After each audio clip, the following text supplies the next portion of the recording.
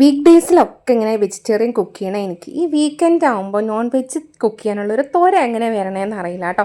കഴിച്ചിട്ടില്ലെങ്കിലും cook ചെയ്യാൻ വളരെ ഇഷ്ടമാണ് കേട്ടോ. എനിക്ക് കഴിച്ചിട്ടില്ല, ഇപ്പോൾ ഈ ആഴ്ച കഴിച്ചിട്ടില്ലെങ്കിലും എനിക്ക് പ്രശ്നമൊന്നുമില്ല. പക്ഷേ ആ കുക്ക് ചെയ്യണ സമയത്ത് ആ വീക്കെൻഡ് ആകുമ്പോൾ ഇന്ന് എന്താ ഇപ്പോൾ ഉണ്ടാക്കുക എന്നുള്ളൊരു ക്വസ്റ്റ്യൻ എനിക്ക് എപ്പോഴും വരും കേട്ടോ. പക്ഷേ നോൺ വെജ് ആണെങ്കിൽ, മീനാണെങ്കിലും ഇറച്ചിയാണെങ്കിലും ഒക്കെ എനിക്ക് കുക്ക് ചെയ്യാൻ ഈസി ആയിട്ട് തോന്നാറ്, പച്ചക്കറിയേക്കാളും ഈസി ആയിട്ട് തോന്നുന്നത് എനിക്ക് നോൺ വെജ് ഉണ്ടാക്കുമ്പോഴാണ്. എല്ലാവർക്കും അതുപോലെയാണോ എന്ന് എനിക്കറിയില്ല, പക്ഷേ എനിക്ക് അങ്ങനെയാണ് കേട്ടോ. അപ്പോൾ ഇന്നും അതുപോലെ തന്നെ കുറച്ച് മീനും അതുപോലെ തന്നെ അയില കറി, അയില വറക്കാനും ചെമ്മീൻ വറക്കാനും അതുപോലെ തന്നെ വേറൊരു മീനും കൂടി ഉണ്ടായിരുന്നു കേട്ടോ.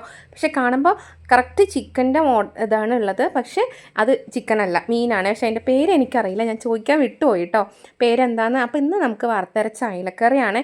ഞാൻ ഏത് കറിയാണെങ്കിലും സാമ്പാർ പൊടിയോ അല്ലെങ്കിൽ ചിക്കൻ പൊടി അങ്ങനെയുള്ള മസാലകളൊന്നും ഞാൻ ചേർക്കാറില്ല.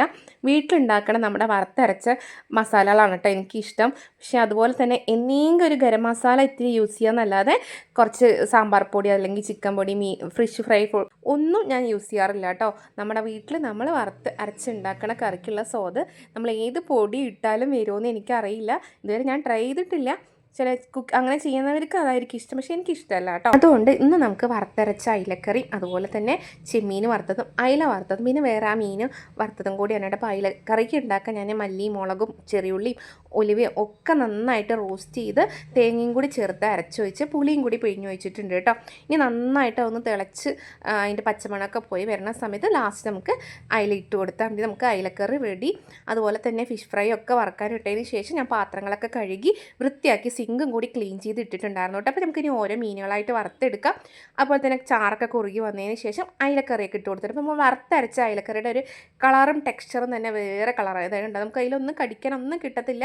എല്ലാം നമ്മൾ വറുത്തരച്ചിട്ടാണ് കേട്ടോ ഉണ്ടാക്കുന്നത്. അപ്പോൾ ഫിഷ് ഫ്രൈയും അതുപോലെ തന്നെ അയിലക്കറിയൊക്കെ കൂട്ടിയിട്ട് ഇന്ന് ഉച്ചയ്ക്ക് ഒരു അടിപൊളി ഊണായിരുന്നു. അപ്പോൾ നിങ്ങളുടെ വീട്ടിൽ എന്തായിരുന്നു വീക്കെൻഡ്സിൽ എന്നൊന്നും കൂടി കമൻറ്റ് ചെയ്യുക. അതുപോലെ തന്നെ നമ്മുടെ വീഡിയോസ് ഇഷ്ടപ്പെടുകയാണെങ്കിൽ സബ്സ്ക്രൈബ് ചെയ്യാനും ലൈക്ക് ചെയ്യാനും ഒന്നും മറക്കരുത് കേട്ടോ.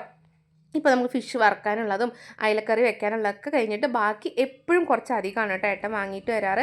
അപ്പോൾ ബാക്കിയുള്ളതൊക്കെ ഒന്ന് ഞാൻ ഫ്രിഡ്ജിലോട്ട് എടുത്ത് വെച്ചു. ഇനിയിപ്പോൾ നാളെ ഒന്നും നമുക്ക് കുക്ക് ചെയ്യേണ്ട ആവശ്യമില്ല. എപ്പോഴും ഫിഷൊക്കെ വാങ്ങണമെങ്കിൽ ഞാൻ കുറച്ച് കറിയും അതുപോലെ മീൻ വറുക്കാനുള്ളതൊക്കെ എക്സ്ട്രാ അടുത്ത ദിവസത്തേക്കും കൂടി ഉണ്ടാവും കേട്ടോ. അപ്പോൾ കറിയൊക്കെ നമുക്ക് പിറ്റേന്ന് കഴിക്കുമ്പോഴായിരിക്കും നല്ല ടേസ്റ്റ്. അപ്പോൾ നമ്മുടെ ഇന്നത്തെ ഊണക്കായി അയില വറുത്തതും അയിലക്കറിയും അതുപോലെ തന്നെ മീൻ വറുത്തതും ചെമ്മീൻ ഫ്രൈ ഒക്കെ കൂട്ടിയിട്ട് അടിപൊളി കുശാലായിട്ടുള്ള ഊണായിരുന്നു. അപ്പോൾ ഞാനും ഊണ് കഴിക്കട്ടെ.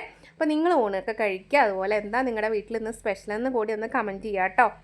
അതുപോലെ തന്നെ വറുത്തരച്ച അയിലക്കറി ഇതുവരെ വെച്ചിട്ടില്ലാത്തവരെ ഒന്ന് ട്രൈ ചെയ്ത് നോക്കിയിട്ട് നന്നായിട്ടുണ്ടോ ഇല്ലേന്നും കൂടി ഒന്ന് കമൻറ്റ് ചെയ്യുക കേട്ടോ. അപ്പോൾ നിങ്ങളുടെ കമൻറ്റും സപ്പോർട്ടാണ് നമുക്ക് ഏറ്റവും ഇമ്പോർട്ടൻറ്റ്.